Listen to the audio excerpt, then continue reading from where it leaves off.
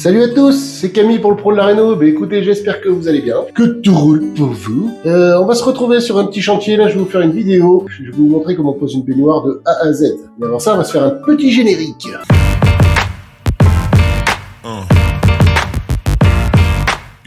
Mon petit bricolo, avant que je te parle de la baignoire, je vais te faire un petit tour pour que tu voies le contexte. Donc, on est dans une vieille maison sur le bassin d'Arcachon, et la baignoire, on va la poser là. Alors, c'est pas une très grande baignoire, elle fait 1,05 m par 70. Le client a choisi de mettre ça, c'est pas idiot, tu sais, c'est pour laver les enfants en bas âge, et laver son chien. Après, il a d'autres salles de bain, donc il a des douches et tout ça. Habituellement, je remplace des douches par des baignoires, mais là, il y avait une douche, et je la remplace par une baignoire, donc habituellement, je fais plutôt l'inverse. Après, ici, on va mettre un chiotte, tu vois, il y a la tente qui est là, et l'évacuation qui est sous la scie, là. Ici, le lavabo. Et là, après, ça va faire un petit coin buanderie. Là, tu vois, on a sorti des prises et tout. Il y aura lave-linge, sèche-linge. Ici, il y a un chauffe-eau et je vais en mettre un deuxième en haut, là, sur le mur. Vu il y a plusieurs salles de bain, le client avait peur qu'il n'y ait pas assez d'eau chaude quand il vient en vacances. Avec le seul chauffe-eau qu'il y avait. Et puis, comme ça, s'il y a un problème, au moins, il a deux chauffe-eau. Il aura toujours de l'eau chaude si jamais il y en a un des deux qui tombe en panne. Je vais te montrer comment on équipe la baignoire. Donc, on va y mettre les pieds et le vidage. C'est parti. Voilà la bête, tu vois, par rapport à moi, hein. Effectivement, elle n'est pas très grande. Alors, comme c'est la première fois que je vais installer ce truc, tu vois, pas bête, hein, il y a une notice, et comme moi, tu lis la notice. Ou alors, tu te dis que la notice, c'est de la merde, et tu la balances. Alors, il te donne, tu vois, des vis de réglage pour régler ta hauteur de baignoire. Ça va là.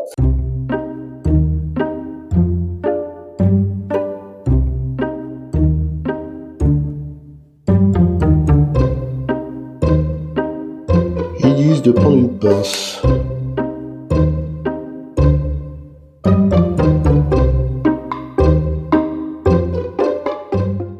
Voilà, donc on va pas s'échapper le pied. Hein. Donc après, le deuxième pied, c'est la plus facile. Voilà, donc j'ai monté mes pieds. Il y a des autocollants.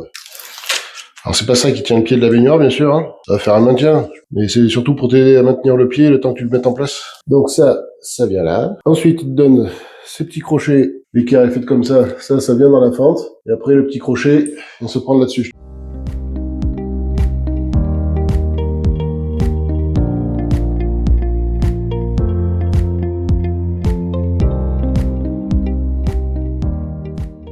Donc, le vidage.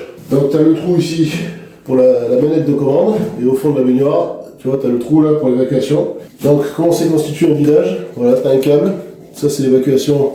Ça, c'est la manette de commande. Et le câble vient faire soulever, tu vois, dans le fond, là, cette petite languette. Et qui vient soulever le clapet de la baignoire pour te vider l'eau. Et après, le vidage, la manette te sert aussi de trop plein. Et dès que la baignoire est trop remplie, et ça part à l'égout. Tu vois, ça vient se brancher comme ça.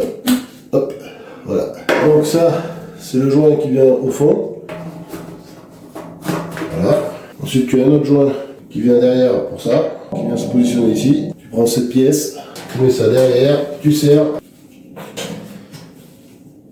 Voilà.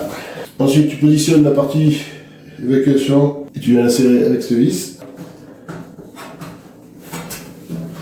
Voilà, tu mets la grille.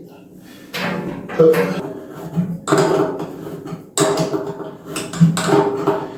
Voilà, pour monter le vidage, il faut faire comme ça. Après, tu se retrouves dessous. Donc dessous, tu te retrouves avec ton vidage et ton câble. Ça vient se brancher ici. Tu peux le recouper. Tu vas m'enlever un peu, je vais recouper ça. Tu mets l'écrou, tu passes le joint. Toujours la partie conique vers le vidage. Voilà, tu mets ça papa dans maman. Tu essaies d'emboîter le plus loin possible. Voilà, et tu vas serrer.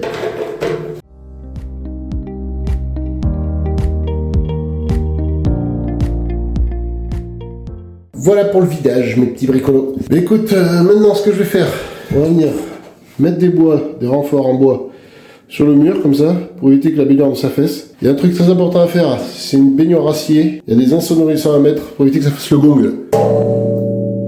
Tu vois?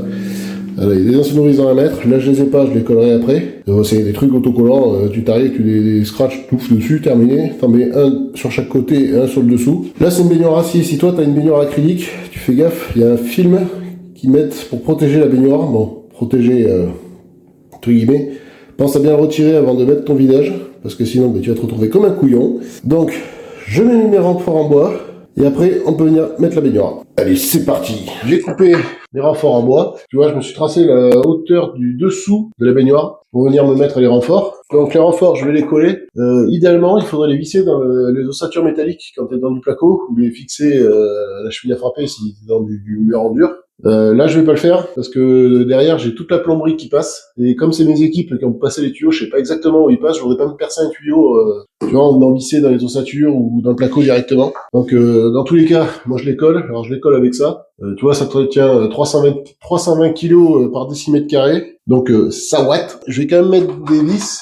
Mais je vais mettre de la petite vis comme ça, qui est juste 1 centimètre qui vient de prendre mon placo, histoire de le maintenir. Donc, les bois que j'ai coupés, je les ai pas coupés à la dimension pile de ma baignoire. Je me suis laissé, tu vois, en bout ici, là, 3 cm et pareil là-bas, de façon à venir glisser mon weddy que le renfort ne me gêne pas. Donc allez, on va mettre les renforts. Surtout, ce qui est important pour les renforts, pour le maintien de la baignoire, il en faut surtout indispensable quand tu as une baignoire en acrylique, en plastique. Parce qu'avec la chaleur de l'eau, le poids de la personne et tout ça, la baignoire elle va bouger forcément. Et si tu veux pas avoir des infiltrations, il faut renforcer le contour. Et je te dirais même venir faire des petits jambages en plus de tes renforts qui vont tenir tes renforts.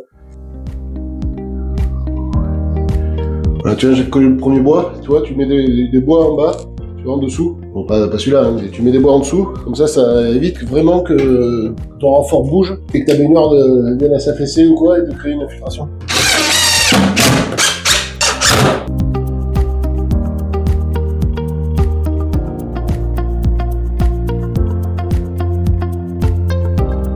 Voilà, et une fois que tu as posé tes renforts, tu peux poser ta baignoire. Et après tu viens descendre tes pieds.